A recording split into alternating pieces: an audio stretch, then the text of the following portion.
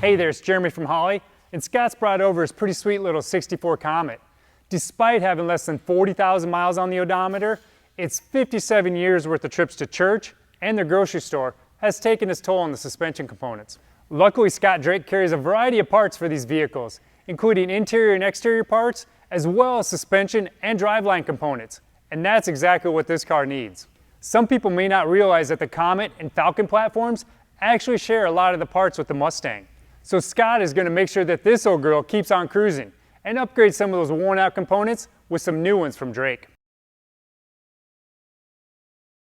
While a lift is not required, it does come in handy. All of the components being installed today can be done with just a jack and jack stands in your driveway or garage. Scott is installing the Scott Drake disc brake conversion kit on his Comet. Begin by removing the lug nuts, then remove the wheel from the hub and place it out of the way for now. To help improve the overall handling and stability, Scott is also replacing the coil springs as well as the upper and lower control arms. This will require removal of the coil spring purchase and brake lines. To remove the hub and brake drum assembly, you'll need to first remove the dust cap. Now remove the cotter pin and metal retaining nut, and with the appropriate wrench, you can remove the threaded nut and washer. A little persuasion may be required to free your drum from the spindle. Removing all the brake hardware makes it easier to remove the backing plate from the spindle.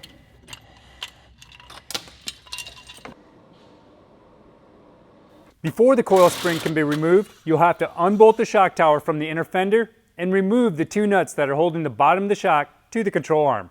Once this is done, the tower and shock can be pulled out as one piece. The tower will have to be separated from the shock, so that way we can reuse it later.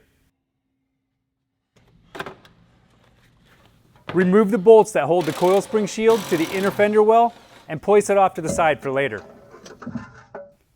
You'll have to rent or buy a coil spring compressor in order to collapse the spring enough to allow removal. Most auto parts stores have these available for rent or purchase.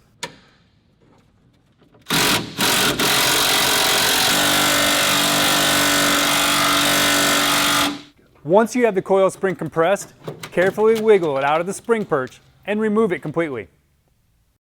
To remove the upper control arm assembly, unbolt it from the frame support by removing the two retaining nuts.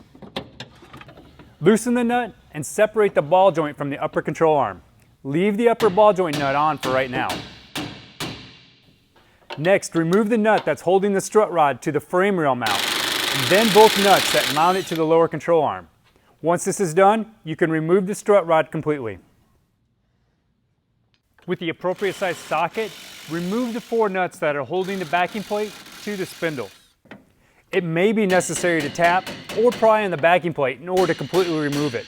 None of these parts will be reused, so they can be tossed in the iron pile for recycling or sell them to offset the cost of your new parts. Now we need to unbolt the sway bar link from the lower control arm. There'll be a nut on the top and the bottom holding it on. Remove the cotter pin and loosen the nut on the lower ball joint. Use a ball joint separator again or hammer to help separate the lower ball joint from the spindle. Remove the lower nut completely, followed by the upper nut, in order to free the spindle. We will be reusing the spindle, so there's no need to separate from the tie rod end. Using a wrench and ratchet, remove the nut and bolt that are holding the lower control arm to its mount. As you pull the upper control arm from its mounting location, be sure to check for alignment shims. If any shims are present, mark and label them so that we can put them back in the proper position during reassembly. It's time for some new parts. You can do some pre-assembly of some of the parts, like fitting the rubber isolator to the bottom of the coil spring. You can also install the new spring perch to the upper control arm using the supplied hardware. You'll also need to install the greasers onto the control arm pivots for future servicing. While the spring guard is off, go ahead and replace the old bump stop with the new one. Place the shims that you saved earlier back into their locations on the upper control arm and install the arm into the factory holes. An alignment will be necessary after the install is complete, but this will help get you in the ballpark for now. Install the upper control arm nuts and torque them to the factory specs. Next, we can install our new lower control arm into the factory position using the hardware supplied. Don't forget to torque it to the required specs when finished. The original spindle is reused and can be positioned between the ball joints in our new upper and lower control arms. Install the provided castle nuts to both the upper and lower ball joint studs and torque them to spec. Don't forget to install new cotter pins. They prevent the nuts from backing off the studs. New washers and isolators need to be installed on the strut rod. Make sure that they're installed in the correct position. Slide the strut rod into the front mount and then install the two nuts that retain it to the lower control arm and torque to factory specs. Install the other isolator and washer. Then tighten the nut according to the manufacturer's specifications. We will be using new sway bar links to connect the sway bar to the lower control arm. Tighten both retaining nuts to the manufacturer's recommendations. Scott Drake offers a wide variety of sway bar diameters to fit your driving needs. You'll have to use the spring compressor tool that we used earlier to remove the spring in order to compress the spring enough to get it into the spring pocket. Next, remove the compressor tool from the coil spring. Make sure that the spring is correctly seated on the perch before you proceed.